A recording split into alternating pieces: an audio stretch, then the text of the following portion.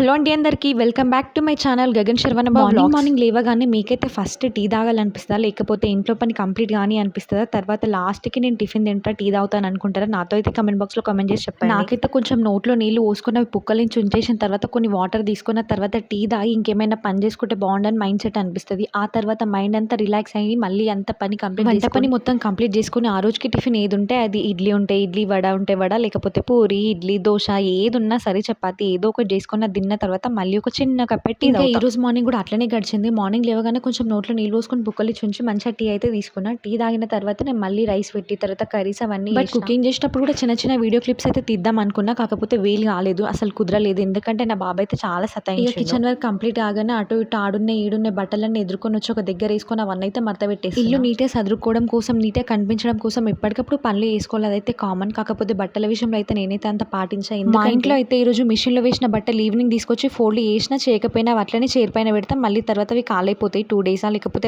Repeated ఒకటే పేరు వేస్తారా, లేకపోతే 2 పేర్స్ యూజ్ చేస్తారా మీ ఇంట్లో అని అడగొచ్చు. అట్లా కాకపోతే అందుబాటులో ఒక 2-3 జతలు పెట్టుకొని వీటిని ఒక వారం యూజ్ చేసి తర్వాత వాటిని పక్కకు పెట్టి మళ్ళీ ఇంకొక 2-3 జతలు మళ్ళీ తర్వాత అట్లా యూజ్ చేస్తారు. ఇట్లా చేయడం వల్ల ఏంటంటే బట్టలు ఒక 10-20 జతలు ఒకటే దగ్గర ఉన్నాయి అనుకోండి, మనం వేసుకునేది ఒక్కటి తీసుకుంటే మీద ఉన్నాయి, తర్వాత కింద ఉన్నాయి, దాని పక్కన ఉన్నాయి, అన్ని కింద పడిపోతున్నాయి. అందుకే 3-4 డేస్లోనో లేకపోతే ఈ వీక్లో నేనైతే ఈ బట్టలు యూజ్ చేస్తాను. అవే పక్కన పెట్టుకొని మిగిలిన వాటిని కదిలేయకుండా ఉంటే అవన్నీ కూడా అట్లనే మంచిగా చెక్కు చెదరకుండా ఉంటే మనకు కూడా ఊకే సర్దుకునే పని అనేది అవునా కాదా? కమెంట్ బాక్స్లో అయితే కమెంట్ చేసి చెప్పండి. అలాగే మీరు కూడా బట్టలు ఫోల్డ్ చేసి పెట్టడంలో ఇంకేమైనా టిప్స్ పాటిస్తారా? వేసుకోవడంలో కూడా ఇవి ఇప్పుడు తీయకుండా అప్పుడు తీసేటట్టు అట్లా ఏమైనా పాటిస్తారా? మా ఇంట్లో అయితే ఏదో బట్టలు ఫోల్డ్ చేసినామా చేసి అవి సెల్ఫ్లో పెట్టినామా అన్నట్టయితే పని నడవదు. ఎందుకంటే మంచిగా వీటిని ఐరన్ చేసినట్లు చేసి పెట్టాలి. మీ ఇంట్లో కూడా ఇట్లా ఫోల్డింగ్ సరిగ్గా చేయకపోతే చక్కగా చేయలేవని మీ అత్తనో మీ హస్బెండ్ అనేవాళ్ళు ఎవరైనా ఉంటే నాతో అయితే కమెంట్ బాక్స్లో కమెంట్ చేసి చెప్పడం మర్చిపోకండి. ఎంతైనా ఇంత చిన్న పనులైనా ఎంత పెద్ద పనులైనా చిన్నపిల్లల్ని పట్టుకొని మెయింటైన్ చేసుకుంటే చేయడం అంటే చాలా కష్టం. నేను ఒక పక్కన బట్టలు ఫోల్డ్ చేస్తూ పెడితే నా కొడుకైతే ఇంకో పక్క నుంచి అవన్నిటిని కూడా తీసి పక్కన వాడేసి ఇట్లా ఫోల్డింగ్ చేసుకుంటూ పెట్టడం, ఆయననేమో తీసుకుంటూ వాడేయడం. ఇట్లనే ఇక పిల్లలంటే అంతే కదా, ఉన్న దగ్గర ఉండరు. మనం ఒకటి చేస్తే వాళ్ళు ఒకటి చేస్తారు, మనం ఒక పని చేస్తే వాళ్ళు ఇంకో పని చేస్తారు. ఇట్లా చేయడం వల్ల 10 నిమిషాలలో మడత పెట్టే బట్టలు మొత్తం గంట సేపు పడుతుంది. ఎందుకంటే మడత పెట్టి పెడతాం, వాళ్ళేమో తీసి పాడేస్తారు. అంతే. ఇంతకీ మీ ఇంట్లో కూడా చిన్న పిల్లలు ఉన్నారా? మరి ఇంత అల్లరి చేసే పిల్లలు ఉన్నారా, లేకపోతే కొంచెం పెద్దవాళ్ళు ఉన్నారా? నాతో అయితే కమెంట్ బాక్స్ లో కమెంట్ చేసి చెప్పి షేర్ చేసుకోండి. ఇక అటు ఇటు మంచిగా ఫ్రెష్ గా దోశనైతే అయితే వేసుకున్న, వేడి వేసుకుని దాంట్లోకి నైట్ చేసిన మసాలా వంకాయ కర్రీ అయితే ఉండే, దాన్నే పెట్టుకుని తిన్నా. మార్నింగ్ మళ్ళీ తర్వాత ఫ్రెష్ గా వేరే చట్నీ వేసుకుంటే అదే తింటా అన్నట్టయితే ఏముండదు. ఏదో ఒకటి ఏదున్నా సరే నేనైనా లేకపోతే మా ఇంట్లో వాళ్ళైనా అంతే, దోశకి పర్టికులర్ గా ఈ చట్నీ ఉంటేనే మేము దోశ తింటాం, లేకపోతే ఇడ్లీకి ఇది ఉంటేనే తింటాం అన్నట్టయితే ఏముండదు. కాంబినేషన్ కి పర్టికులర్ గా అవే బాగుంటాయి ఏమో, దోశకి పల్లి చట్నీ లేకపోతే ఇడ్లీకి టమాటా చట్నీ అన్నట్టు. కాకపోతే ఆ టైంకి ఏవి ఉంటే అవిటినే అడ్జస్ట్ చేసుకొని తింటాం మేమైతే. మరి మీ ఇంట్లో కూడా ఇంతకీ మార్నింగ్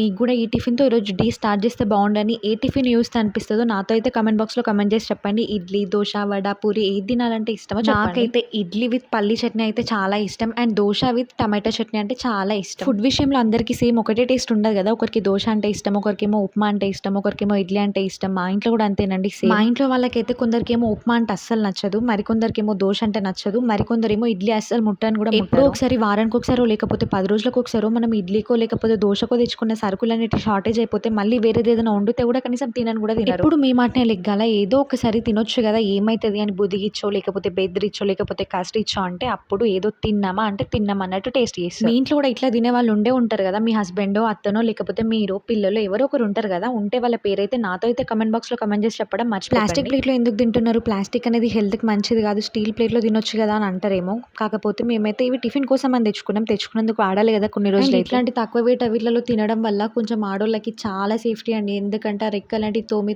ముక్కలు అయిపోతాయి. అసలు పెద్ద పెద్ద ప్లేట్లు బరువు ఎక్కువ వాడితే ఇట్లా కొంచెం లైట్ వెయిట్ వాడడం వల్ల తోమినం కడిగిన అట్లా కొంచెం ఎక్కువ బడన్ అనేది చేతుల పైన పడది, అంత ప్రాబ్లం అయితే ఏం కాదు. కొందరికేమో తినేటప్పుడు టీవీ చూసుకుంటే తింటేనో బాగుండి అనిపిస్తుంది, ఇంకొంతమందికి ఏమో ఈ సినిమా చూసుకుంటే తింటేనో బాగుండి అనిపిస్తుంది, ఇంకొంతమందికి ఏమో నచ్చిన వాళ్ళతో మాట్లాడుకుంటే తింటే బాగుండు అనిపిస్తుంది. ఇవి ఏవి కాకుండా మరికొందరికి అయితే అసలు ఎవరితో మాట్లాడకుండా నేను ఒక్కదాన్ని సపరేట్ గా ప్రశాంతంగా నిమ్మలంగా తింటే బాగుండు, తిన్నది కూడా నాకు పెయిన్ పడుతుంది. ఇంతకీ మీకెలా నచ్చుతుందో నాతో అయితే కమెంట్ బాక్స్ లో కమెంట్ చేసి చెప్పండి. బంతి భోజనం అంటే ఇష్టమా, లేకపోతే మీరు ఒక్కరే సపరేట్ గా తినడం ఇష్టమా, లేకపోతే మీ పిల్లలకు తినిపిస్తూ మీరు తినడం ఇష్టమా? నాకైతే అందరితో కూర్చొని తినడం కంటే నేను ఒక్కదాన్ని పీస్ఫుల్ గా ఉన్నప్పుడు ప్రశాంతంగా కూర్చొని 2 బుక్కల లేకపోతే ఒక్క బుక్కన తినడం అంటే మన అందరి ఇళ్లలో ప్రతిరోజు కూడా ఇంట్లో చిన్నపిల్లల మధ్యనో లేకపోతే మన పెద్దోళ్ళ మధ్యనో హస్బెండ్ అండ్ వైఫ్ లేకపోతే అత్త మామూలు ఇట్లా ఎవరి మధ్యనన్నా చిన్న చిన్న గొడవలు అయితే జరుగుతాయి. ఇట్లాంటి చిన్న చిన్న స్టోరీని నాతో అయితే కమెంట్ బాక్స్ లో కమెంట్ చేసి చెప్పండి. నేనైతే వాళ్ళ స్టోరీని షార్ట్ లో అప్లోడ్ చేసి చెప్తాను. ఎందుకంటే కొందరు చాలా సెన్సిటివ్ ఉంటారు. ఇట్లాంటి సిచ్యువేషన్ నేనే ఫేస్ చేస్తున్నానేమో ఇంకెవ్వరు ఫేస్ చేస్తలేరేమో అనుకుంటారు. వాళ్ళ స్టోరీని చూసి ఇంకా 10 మంది ధైర్యంగా బతకాలనేది నా ఉద్దేశం. అంతే కదా, స్ఫూర్తిదాయకంగా నిలుస్తున్న ప్రతి చిన్న కథ ఒక పెద్ద చిహ్నం. అవునా కాదా? అయితే చివరి చివరి వరకు స్కిప్ చేయకుండా చూసి అట్లాగే ఈరోజు మా ఖుషియానికి 6 మంత్స్ కంప్లీట్ అయిపోయినాయి. మరి ఎట్లా నేనైతే రెడీ చేసినో అది కూడా చూసేయండి. ఇక టిఫిన్ తిన్న తర్వాత ఇప్పుడు ఈ మధ్యనైతే ఫోటోషూట్లు చాలా మంది జరుపుతున్నారు కదా. అసలు ఇంట్లో ఉన్న ఏ చిన్న వస్తువుతోనైనా సరే 6 5 2 3